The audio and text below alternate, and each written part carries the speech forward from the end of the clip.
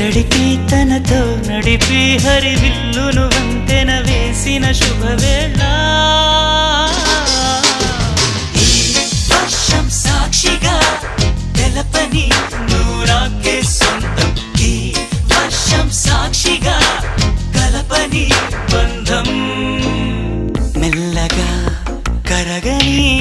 రెండు మనసుల దూరం